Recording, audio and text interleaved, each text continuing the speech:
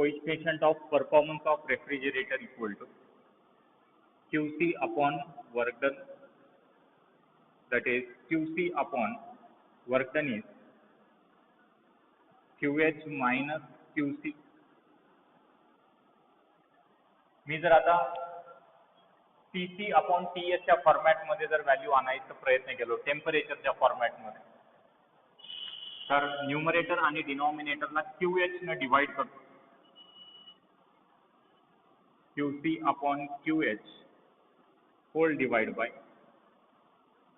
QH minus QC divide by QH हे होईल.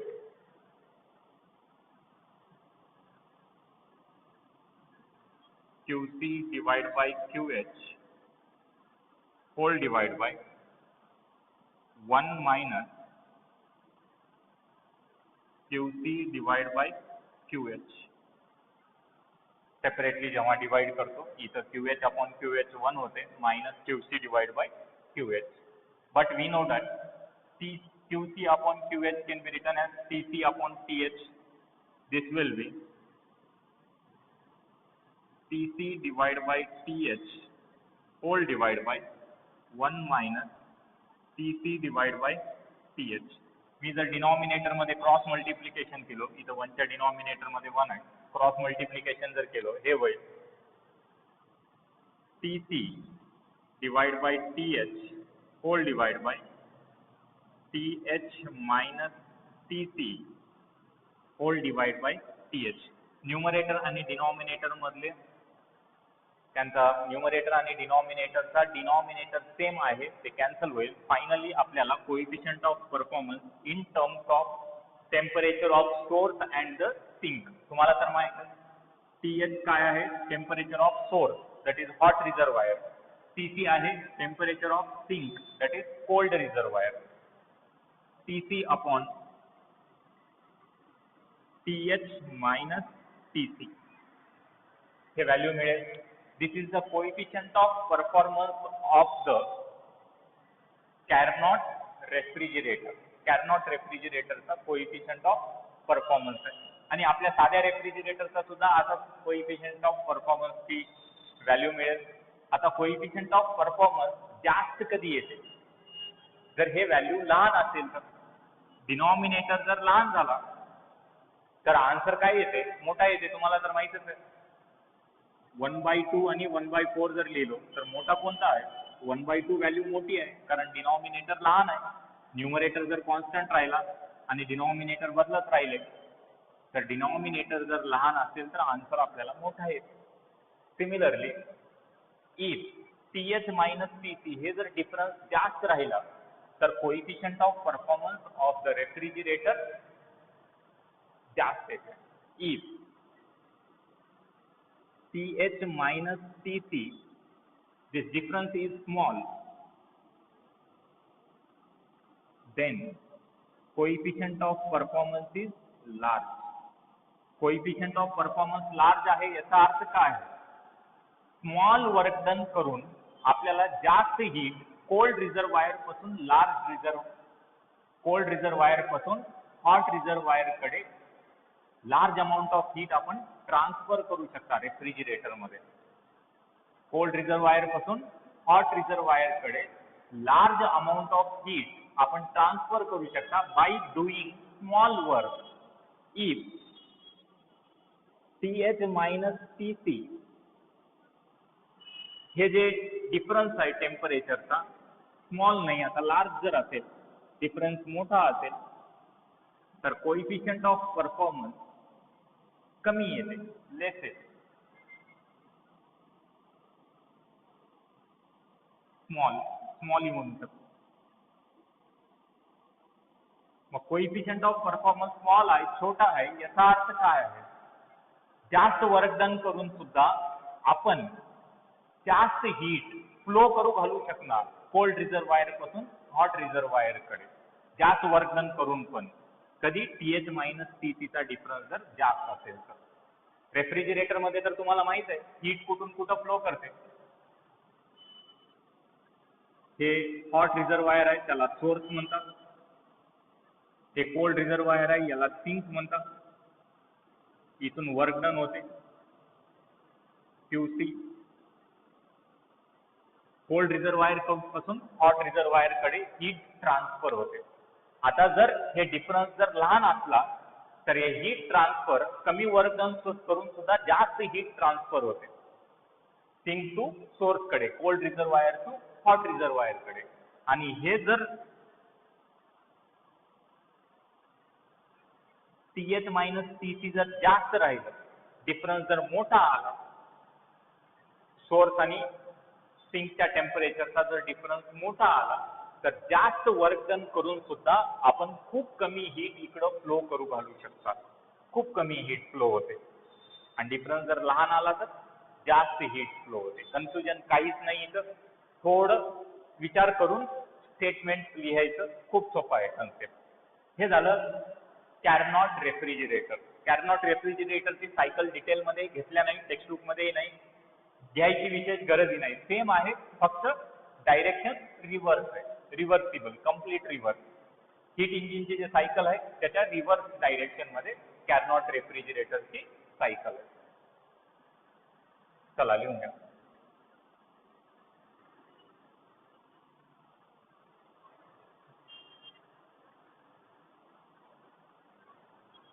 हे पॉइंट खूप महत्वाचं आहे. या एवढ्या कन्सेप्टवर टेक्स्टबुकमध्ये एक पॅराग्राफ दिलेला आहे. एवढं जर लक्षात असेल तर ते पॅराग्राफ इझिली तुम्ही लिहू शकता, काही पाठ करायची गरज नाही.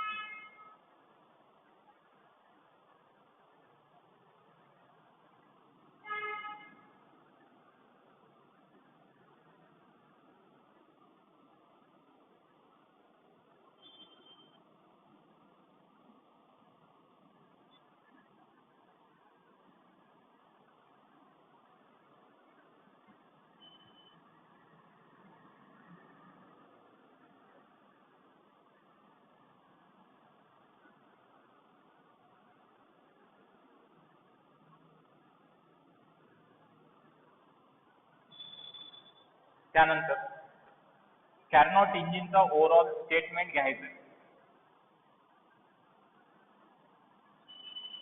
Second law of thermodynamics and Carnot engine.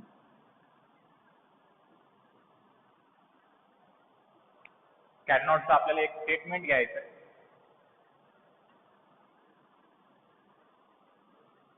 Carnot engine is the most efficient. Carnot engine is the most efficient heat engine. ते तर बघितलं, कॅरनॉट हीट इंजिन जे राहते मोस्ट एफिशियंट हीट इंजिन आहे, कारण हे हायपोथेटिकल कन्सेप्ट आहे, प्रॅक्टिकली तर पॉसिबल नाही. या स्टेटमेंटचा second point, second part, all the engine,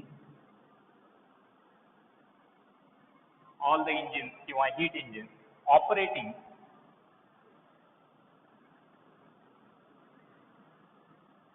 between same two temperature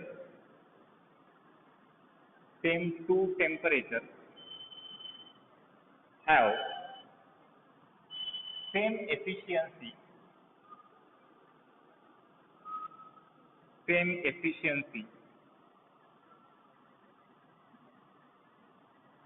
irrespective of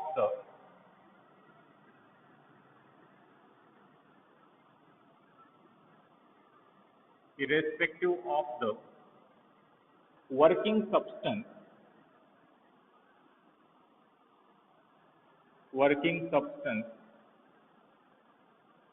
used.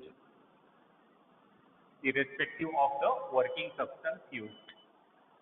Carnot engine चे ओव्हरऑल स्टेटमेंट हे दोन आहेत. Carnot engine is the most efficient heat engine. ते तर आपल्याला माहीतच आहे. त्याचं theoretical interpretation ही बघितले. आता हे दुसरं. All the engines operating between the same two temperature. Same to temperature म्हणजे काय? TH आणि TC सेम आहेत असं नाही. TH आणि TC सेम आहेत असं नाही. दोन हीट इंजिन किंवा दोन पेक्षा जास्त हीट इंजिन. आता मी इथे डायग्राम ड्रॉ करतो. हे hot reservoir TH, cold reservoir TC. Suppose इथे एक हीट इंजिन आहे, इथं दुसरी हीट इंजिन आहे. यांचे दोन वर्किंग सबस्टन्स वेगवेगळे आहेत. या हीट इंजिनचा वर्किंग सबस्टन्स वेगळा आहे, या हीट इंजिनचा वर्किंग सबस्टन्स वेगळा आहे. इथं QH1 एवढी हीट अब्सॉर्ब करते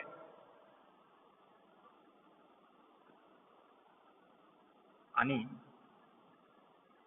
वर्क डन W1 होते. रिमेनिंग हीट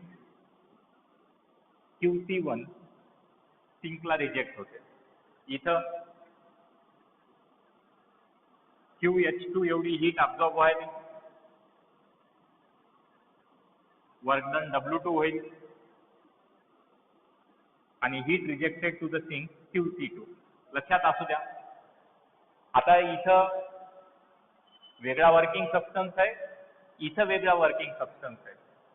तरी पण या दोन्ही हीट इंजिन्सचा वर्किंग सबस्टन्स वेगळा आहे, पण TH आणि TC दोन्हीचे काय आहेत? सेम आहेत. TH ग्रेटर दॅन TC आहे. बट या हीट इंजिनसाठी हॉट रिझर्वायर हेच आहे, या हीट इंजिनसाठी सुद्धा हॉट रिझर्वायर सेम आहे. सिमिलरली दोन्ही हीट इंजिनसाठी कोल्ड रिझर्वायर सुद्धा काय आहे? सेम आहे. तर हॉट रिझर्वायर आणि कोल्ड रिझर्वायर दोन किंवा दोन पेक्षा जास्त हीट इंजिनसाठी जर सेम असतील तर त्यांचे एफिशियन्सी सुद्धा सेमच येतील, एफिशियन्सी सुद्धा सारखे येतील, irrespective of the working substance use. तुम्ही वर्किंग सबस्टन्स काही यूज करा, सिस्टीम मध्ये कोणताही वर्किंग सबस्टन्स घ्या, जनरली एअर घ्या, हायड्रोजन घ्या, ऑक्सिजन घ्या, नायट्रोजन घ्या, कोणतेही गॅसेस घ्या, पेट्रोल घ्या, डिझेल घ्या, वर्किंग सबस्टन्स काही घ्या. जर दोन किंवा दोन पेक्षा जास्त हीट इंजिनसाठी हॉट रिझर्वायर आणि कोल्ड रिझर्वायर जर सारखा राहिला तर त्यांची एफिशियन्सी सुद्धा सारखी राहील. हे आहे ते सेकंड पार्ट स्टेटमेंटचं.